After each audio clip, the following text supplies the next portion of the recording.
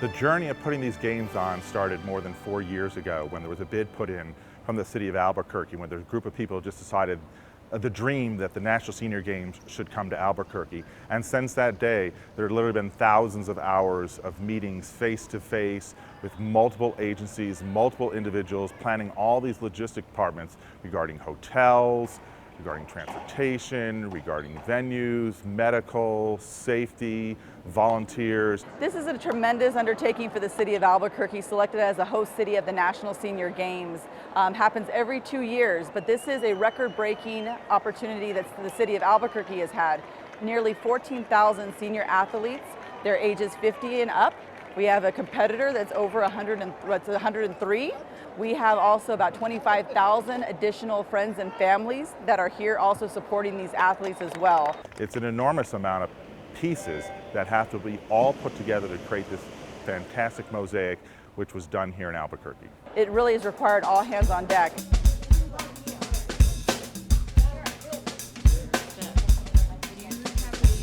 We were looking for 3,500 volunteers initially, and now we have 5,500 volunteers. It's a great thing. Our 3,500 volunteer range was kind of, that's what we could use to continue to the games and to run if worse came to worse. 5,500 is kind of the cherry on top. We have been recruiting volunteers since December of last year. First, everybody thought I was ridiculous that we would have an event big enough that we would need 5,500 people. But once we started talking about it and everyone realized that there is somebody from every single state and about a dozen different countries coming to compete, people got excited and realized what a big deal this was. And volunteer recruitment actually became a really easy job because people wanted to be a part of something so cool in our own backyard.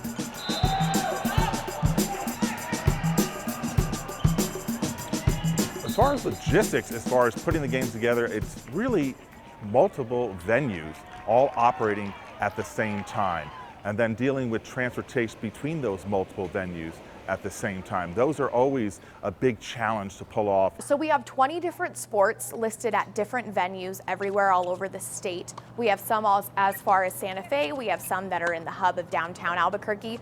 So with our transportation, we have transportation to almost every single venue, minus the ones that are out in Santa Fe and Santa Ana Bowling. It's huge. You know, it's the second biggest event besides Balloon Fiesta, but Balloon Fiesta is all in one place. It's one field. You're managing things at one place. Now we've got to have medical at 21 different places, police presence at 21 different places, volunteers at 21 different places.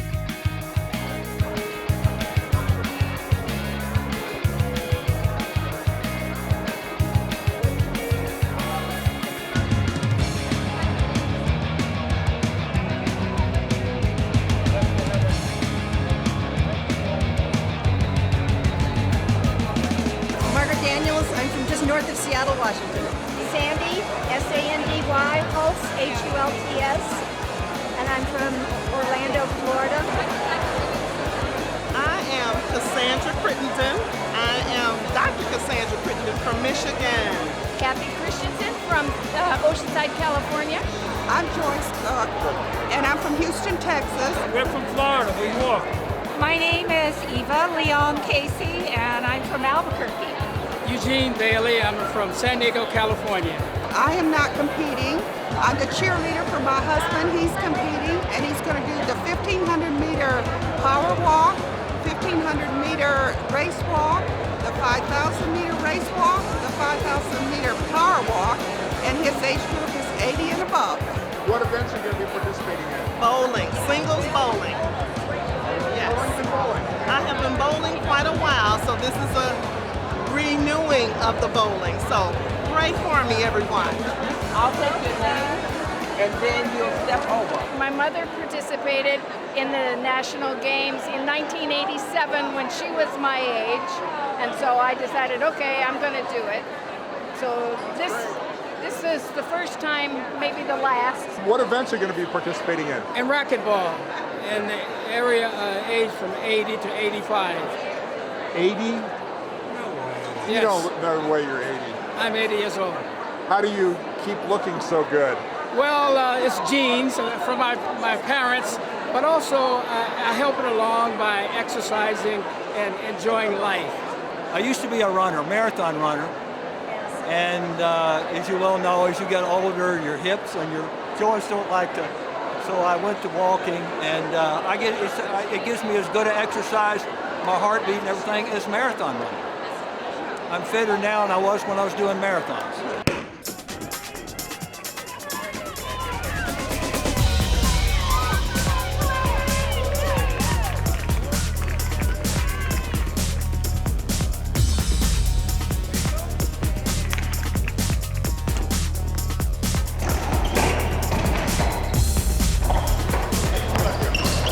My name is Danny Branch. I'm 65 and I'm playing basketball. I do it because if you quit moving, you get old. You stay moving, you don't get old. Reasons to swim. For me, probably #1 competition, but a very, very close behind. Second place is conditioning and health. You know, it's to be healthy. And then third is social.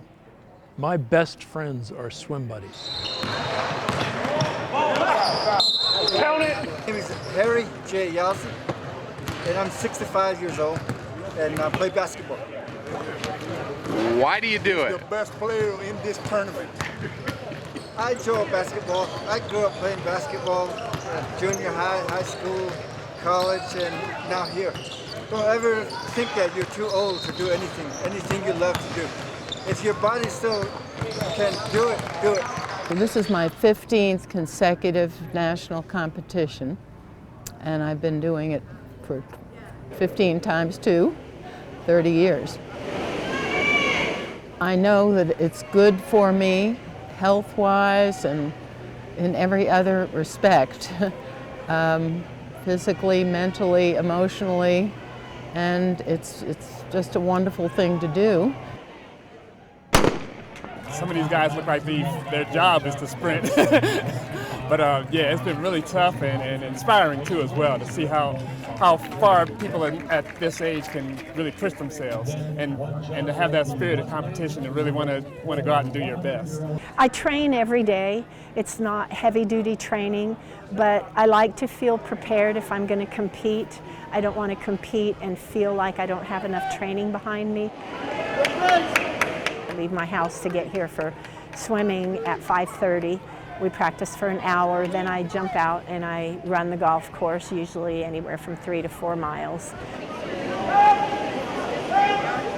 First of all, I've been swimming competitively for almost 40 years now, so there's a lot of history back there. I also train 6 to 7 days a week.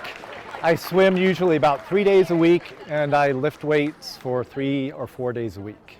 On your marks! You know, I've probably been race walking for 20 years. I get up every morning. I'm out there at 5 a.m. in the dark in the winter sometimes, and I usually walk every day, and it's just something I love to do. It keeps me fit, it keeps me healthy, and then, you know, that little bit of competitive person inside of me likes the races too. So. I swim 4 times a week.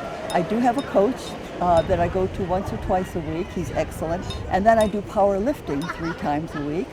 And I do that because as you age, your muscles get weaker, and swimming doesn't do anything much for that. So I do the powerlifting, and then I have a little fun. I go dancing 2 nights a week.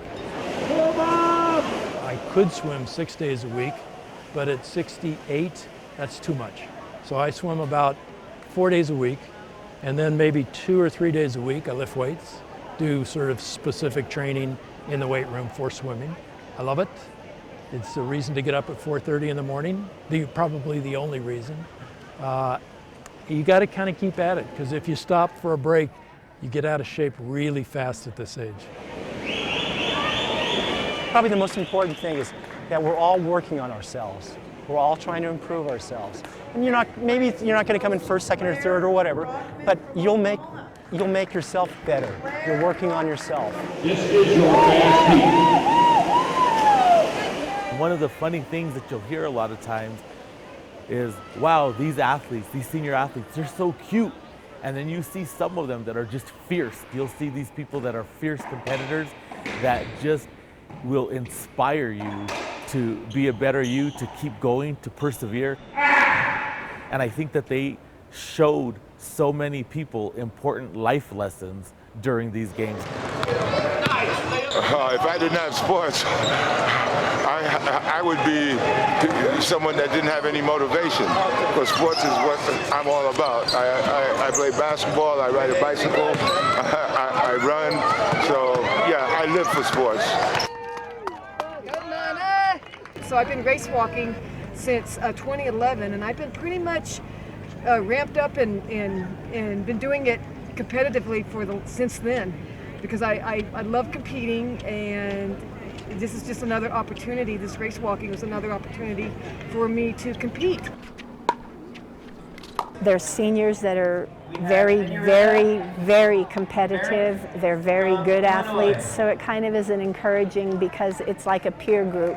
With the younger kids, we're the peer group, and the older kids. What do you keep getting up at 4:30 in the morning when you're 68? It's a great question. What's behind my competitive spirit? DNA, honestly. It's like, I love to compete.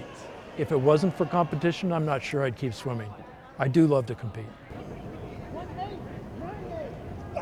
I hope I can keep doing this for as long as I stay healthy and for as long as I'm living. So I met a gentleman today who's 90 and a runner, and those are the people I'm looking up to. I would like to keep going into that level and so forth, so that's what I'm hoping for. I can keep at it.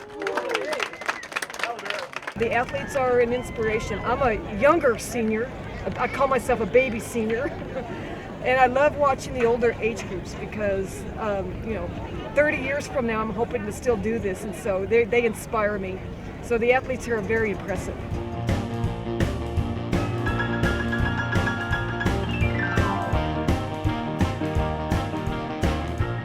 Inspiring people is something I seem to be doing, and I love doing that. And that seems to give me a reason to keep doing this kind of thing at my age. I think you need something to keep you going when you're older. You need passions, and you need incentives. And I thought I used to bike, and I love that, and I did it about 10 years, and I went to 4 nationals and got gold in 3 of them. And then when it got to hills and gears, I quit. And I went to running, and running, I just fell in love with the idea of it. I liked it. I find it fun to do, and I like to win. So when did you take up running? 100. At 100? And I thought doing the 100-yard dash at 100 would be neat. Sounded good together. So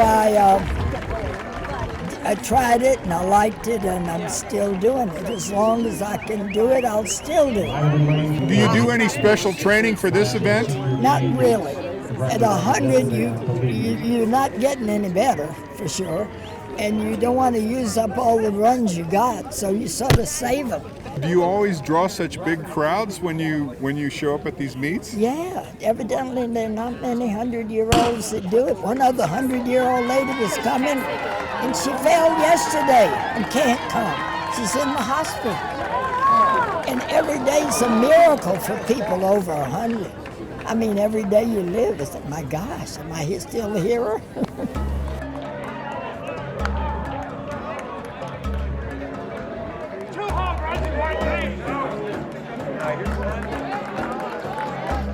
From the great state of New Mexico.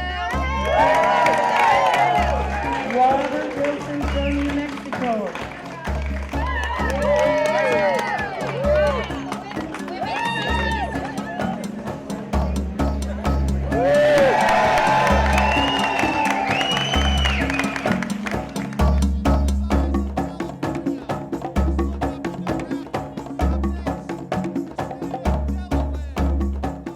So New Mexico athletes really showed up, they participated, and they also led the pack in keeping the largest amount of medals here in our state. As far as the reaction of our athletes in the games, we have actually 8 athletes who've been to every single games since 1987. We call them the Great 8, and 7 of them were here in Albuquerque during this time. So when you go back and want to know the history, you talk to those folks. And we also had our co-founder was here for the games and witnessed the games. And those individuals, their testimony rings strong when they say these were by far the best and the greatest games the National Senior Games has ever had. I think this was such a positive for our city. I think that this is going to be something that our community should be very proud of, from the athletes to people who volunteered to people who actually worked the event. Everybody stepped up in such a major way that it just makes me extremely proud to be here at the end saying what an amazing ride this was and what an amazing story this has been for our city and our state. We really knocked the cover off the ball on this one, and when you think about what our city did, mobilizing about 1/3 of our city departments to come together, whether it was Parks and Rec, or it was our police department and fire department, or even the technology department, making sure there was Wi-Fi everywhere, everyone really pulled it off in a way that is what we've heard one of the most successful senior games ever. And it's really a credit to what our community is capable of. And then the thousands of volunteers that helped. It took 5,000 volunteers from all walks of life doing all kinds of activities to pull this off. And we were able to do it and have a good time in the process. One of the dynamic things that the city did is really the One Albuquerque theme, really bringing all those different departments to the table and really understanding that each of them had an integral part to make the entire games a success, but also the community, how the community rallied behind it and got involved, providing resources, providing time. Those two combinations of things really made these games spectacular. I attended the 10K road race at the National Hispanic Cultural Center, and I was standing at the finish line. One of our athletes, Esther, came running in, and I was standing next to her husband who was waiting for her. I believe Esther's in her late 80s. And watching her husband at the finish line cheer for his wife not only choked me up, but just made me feel like all of those hours that I didn't get to sleep, all of the work that we put in it, at that one moment, it just really showed me that this was such an important event for so many people. We'd love to do something like this again, and I think this demonstrated that our city's capable of huge events like this. And so we do want to do this every couple of years if we can find an equivalent. And so it really, for us, was a proof point that we can really punch above our weight when it comes to putting together events like this. We have enjoyed our time here. It has been so much fun, and these games have been fantastic. Our city is capable of great things, and I think it's important that people remember that, and this is a great example of that. And I think the other thing I learned is also just from an individual perspective, senior athletes are anyone 50 plus. I'm getting there soon, and I think it's also important to remember what we are capable of in terms of health and physical fitness throughout our lives. I think that was also a very strong reminder, just in terms of the power of our own humanity.